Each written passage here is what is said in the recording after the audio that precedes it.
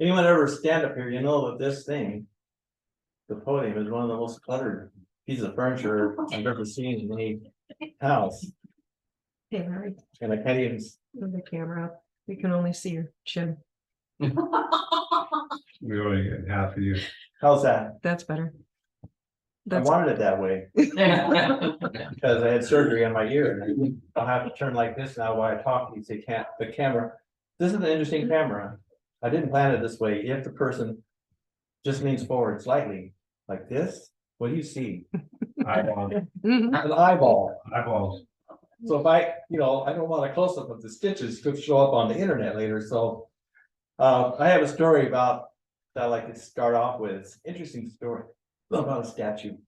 There was a town in Europe, and during the World War II, during the bombings there, the town was wrecked up pretty badly. And one thing that was broken up severely was a statue of Jesus that stood in the square there.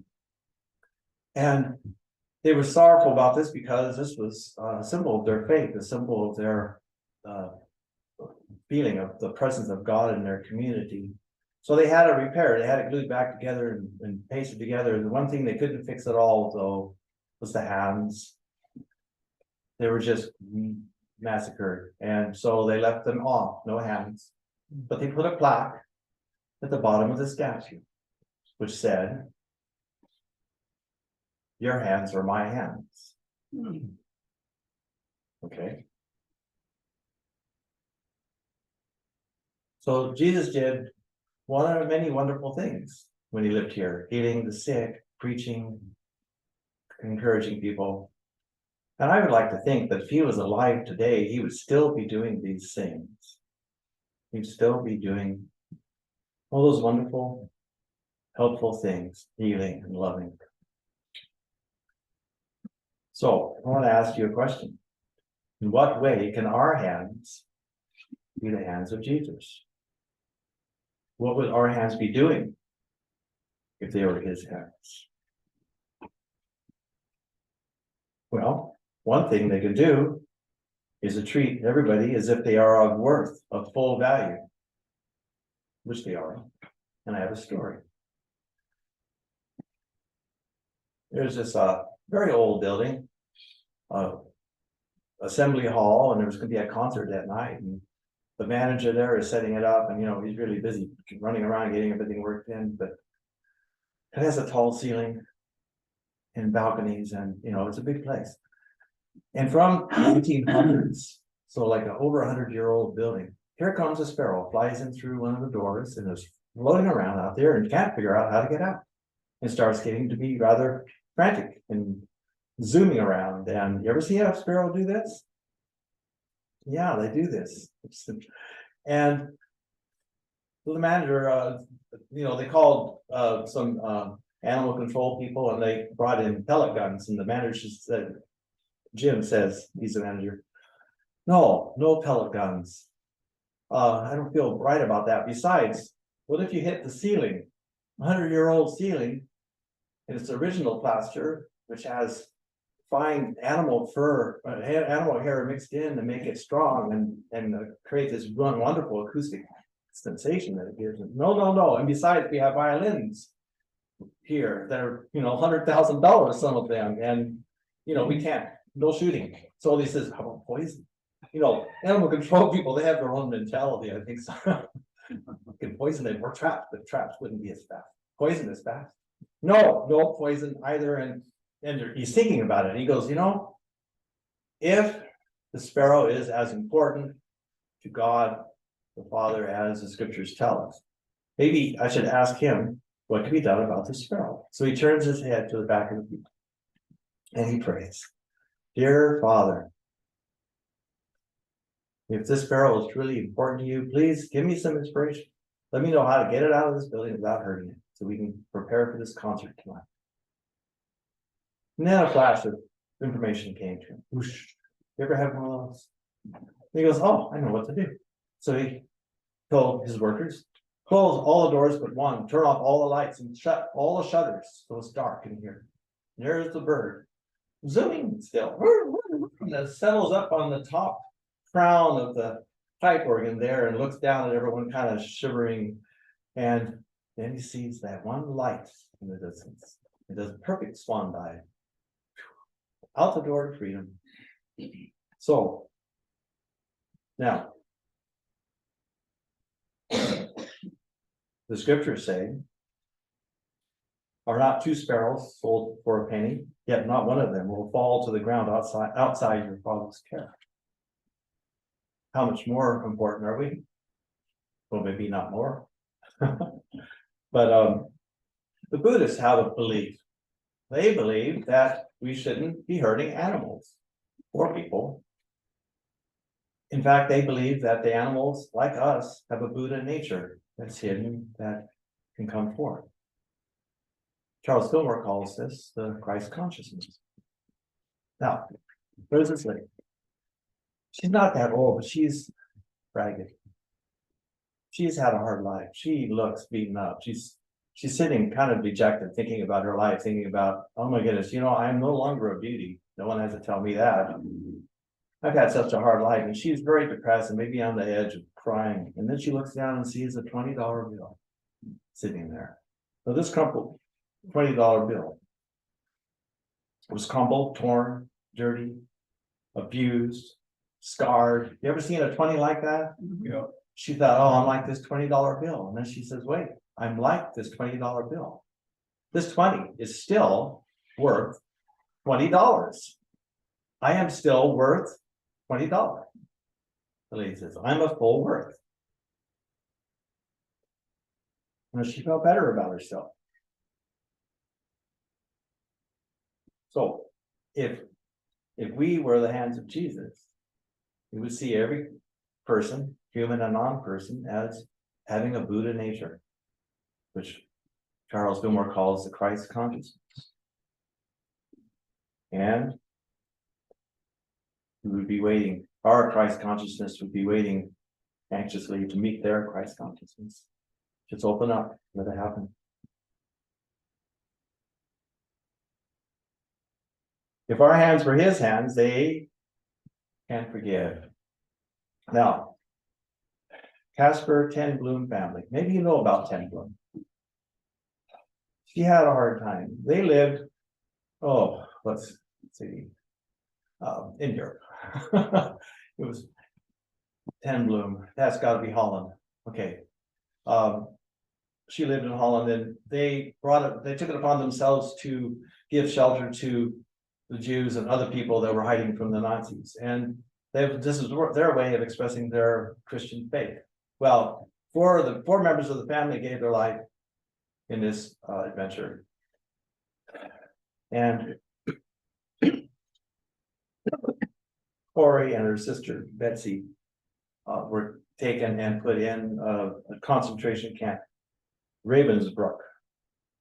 And Betsy died there, but Corey survived. After in that camp, there's the two girls there. It says, how are we going to deal with this pain? Well, through prayer and introspection, they asked God to help them learn how to forgive. And he did. And after the war, she went around giving talks. This is where you might have heard her name. She gave a lot of talks to people about forgiveness. After the war, we really needed that. Now, I don't remember it. My dad was in the war, so maybe some of you people remember it.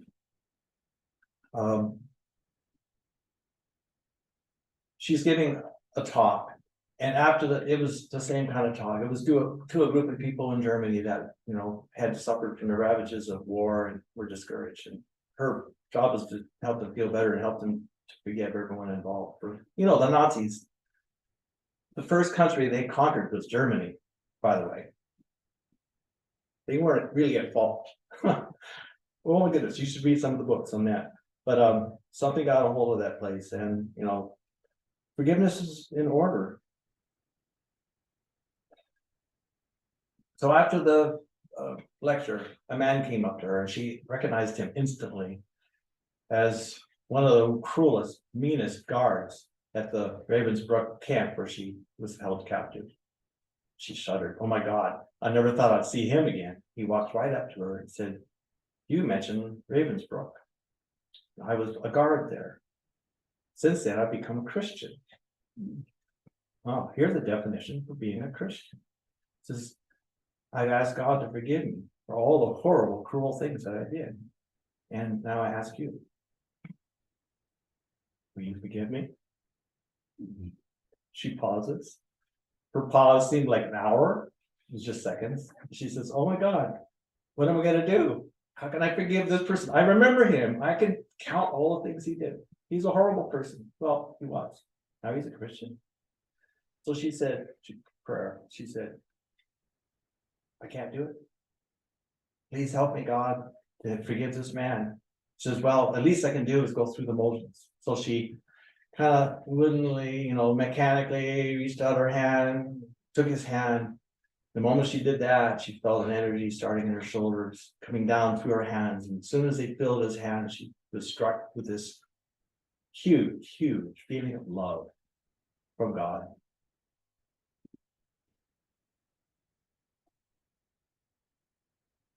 You ever felt one of those? So there, for a moment, for a long moment, this is a quote from her journal. We grasp each other's hands, former guard and former prisoner. And she became him,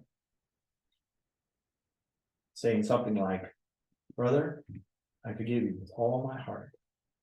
And she wrote later that she never felt God's love stronger. Now, isn't that interesting? How God's love comes out in the worst scenarios stronger. Jesus, as Jesus hung there dying on the cross, he pleaded, forgive them, for they know not what they do. Cannot we do the same? Now, if our hands were his hands, they can comfort. Oh, there's this lady named Jane. And she was a hospice worker, and she helped people go through the lives of the families, helped them go through this where someone is dying. And she got a call. Well, she spent many long hours visiting with this couple, as they're preparing for this problem, difficulty. And listening to him say how beautiful she was, and they're recording and all the wonderful things he did through their life and on. And it was a good experience. Well, it was early in the morning, and she got a call from the husband. Jane, you got to come. She's about to die. I just can't do it alone. Come on.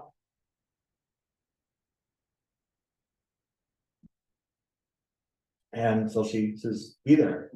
She rushes out of the house. She gets dressed, rushes out of the house, gets in her car. She's driving down the driveway. She has a long driveway. She lived in a Victorian mansion, an old Victorian house that had been fixed up. And the person who owned the house before her were gardeners. And they put in the most gorgeous, old-fashioned English garden. It's trailing flowers and, trees that look just right. And lots of roses, tons of roses. And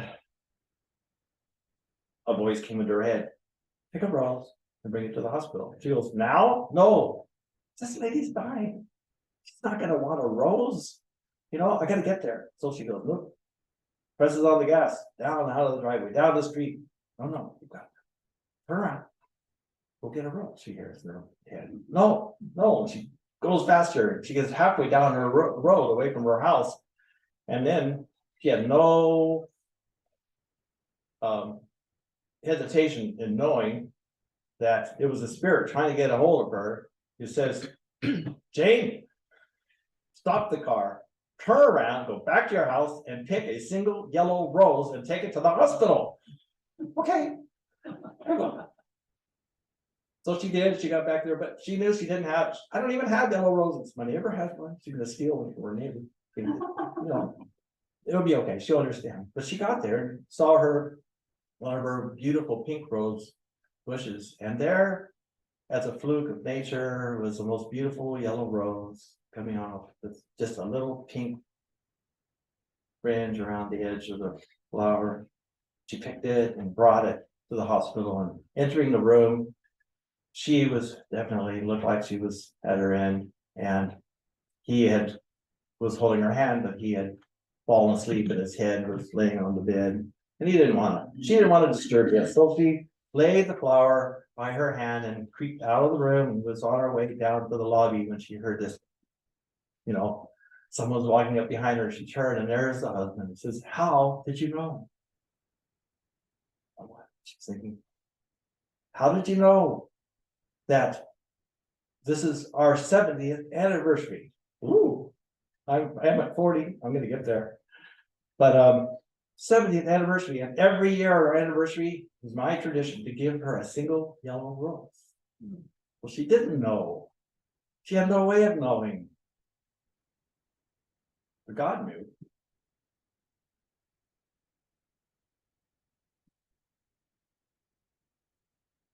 So that day, her hands became hands of Jesus.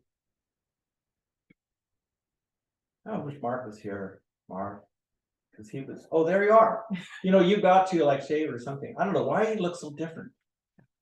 You'll enjoy this. Maybe you won't enjoy it. This is a story about Bosnia. You served in Bosnia, didn't you? Yes. Yeah. You maybe even heard of this. She was known as the mad English woman on the borders. Anyways, there was news on the news every day and all the time talking about this horrible war that was going on in Bosnia, and she was talking amongst her women's group, and they decided that they would try to gather up some goods and have them sent some aid, food and bandages and medicine, all the things that they were missing out there because of all the bombs falling. And so she started collecting, and she asked the person who was the manager of the building where they met and says, can we just have a little space here to gather some things so we can send it to Bosnia? He goes, sure, thinking it's just going to be a little side cupboard affair. And Carol, I think her name is Carol. Yeah. She says, yeah, she thought that too. But not too long after that, they had 38 tons of supplies. Woo! 38 tons that would fill every spare room and building, everywhere in town. And they were all going to be shipped off to London to be brought to Bosnia. And she gets a call 3 days before saying, "I'm so sorry, Carol, but we've run out of money and we can no longer send your aid to Bosnia." And she goes, "Oh my goodness. What do I do now? What do I do now?" So she sold her sports car. She must have had a wonderful sports car and bought a 28-foot truck and filled it. And a whole bunch of other wonderful families also did the same. Oh, this is cool because there were 110 trucks that went the 5,000-mile round trip to Bosnia and back. And oh yeah, they had minefields, they had snipers, they went right to the front because no one would go there. Of course they're not going to. They're going to get shot at and bombs blowing up around them. They didn't go, but they would. So they went and brought their things right up to the front. And at one time, she tried to call her husband regularly. One time it was 5 days and she couldn't call her husband, and she finally found a phone, and there was a doctor actually helping someone who had their leg blown off, try to help that person. And she was using his phone. There's kneeling in the mud or whatever. And she gets her husband on the phone. "Oh, I'm here. I'm so sorry I didn't call. I'm okay. I just want you to know that." Just in that moment, suddenly there was a whine and a loud thud as an incoming shell, followed by a large cloud of dust and rumble and searing heat and flames, and the line went dead. Now, what is the husband supposed to think? Oh my goodness, my wife's dead. Well, it took her a while, but she got another phone. It was like 25 kilometers. I don't know what that is in miles. Way down the road, she got another phone and reassured him. But there was another incident I want to tell you, and that is when she was visiting an orphanage, and it was April, but they brought Father Christmas because they hadn't had Christmas there for a long time. And so they brought some good gifts, and they also brought some Swiss chocolate. And they were handing them out, and the kids were just overjoyed, over the moon, she said in her writing. to get gifts. Oh my goodness, they hadn't had gifts and they couldn't even remember. And chocolate. But there was one boy who just cowered in the corner. Well, he wouldn't participate, didn't want to even look at that again. So being an instant mom, Carol went right up to her and said, "Oh, poor boy, here, try some chocolate. Here's a gift." He wouldn't. He just ignored her. And so in desperation, she turns to a helper and says, "What happened? What's wrong with this boy?" He says, "Well, there was a bomb that hit his house directly, and his mom saw it, could hear it coming, and threw him under the large oaken table in the center of the room. And so he survived, but everyone else was dead." And the pardon the graphic nature of that, but what really made me remember this incident was when they brought him to the orphanage. He was still clutching the hand of his mom. Oh my goodness, how is he supposed to overcome a psychological, whatever you call that just be left with just a hand? And so he wouldn't talk. He hadn't talked for 6 months. He hadn't said a word. And so she was trying to get him to do this. And here comes the sound of another shell coming in, and the caravan, the workers, Carol and her helpers, were ushered out and hopefully to safety. And the surprise of everything that's happening, the boy she goes, "An opportunity." She took a piece of chocolate and shoved it in his open mouth, just so he could see it was something nice, and it was something nice. It was Swiss chocolate. I mean, really, back then you didn't just send off with Amazon for something like that. And then she left, and as she's approaching the door, she felt a tug on her skirt, and looked down, and there's the little boy. It says, "Mama."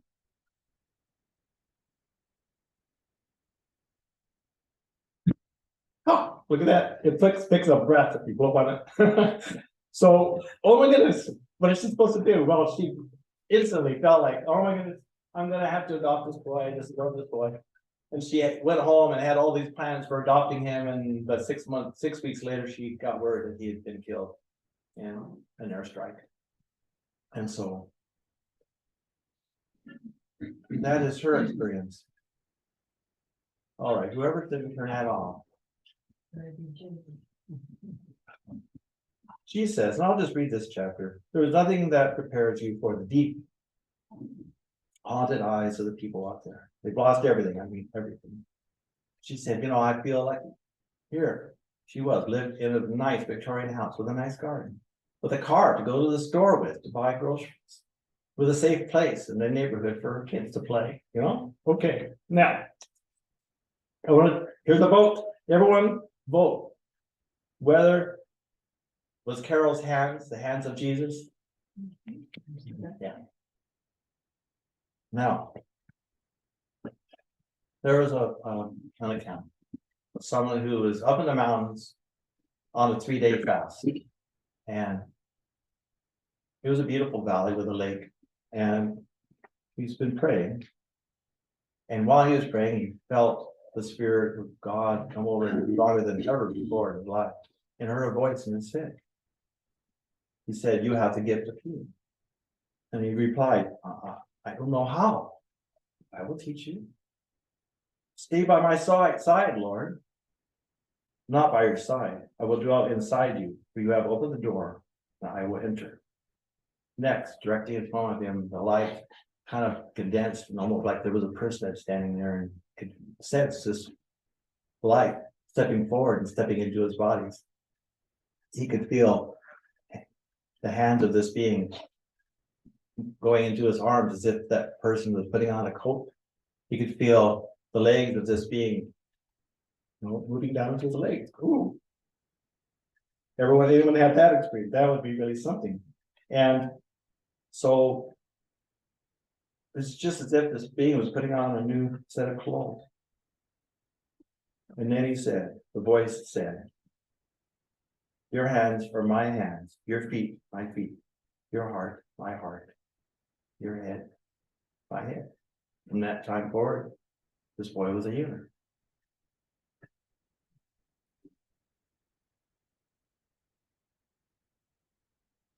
My wonderful parents taught me as a child that the most important thing I could ever do in this world is to serve my Heavenly Father. And with this service, whether in our churches, our houses, or a field,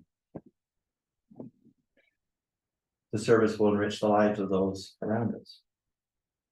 And in this way, we can be the hand of Jesus. It takes very little to make a difference in this world. You don't have to be a medical doctor or president of the United States. Jesus needs people today to become involved, to be his hands, people with big hearts and endless love, to touch people when they need to be touched, to lift them up when they need to be lifted up. We must believe in ourselves. We must serve from our hearts. It begins with our willingness to forgive, to replace any hatred or resentment we harbor with love. You see every person you meet. Well, see every person you meet as a $20 bill of full worth, a good measure, pressed down, shaken together, running over. See them as God sees them, as his children. Let your hands be the hands of Jesus. Now, it's your turn. In what way was Johanna's hands the hands of Jesus? What do you have to share with us today? The floor is yours. She was always teaching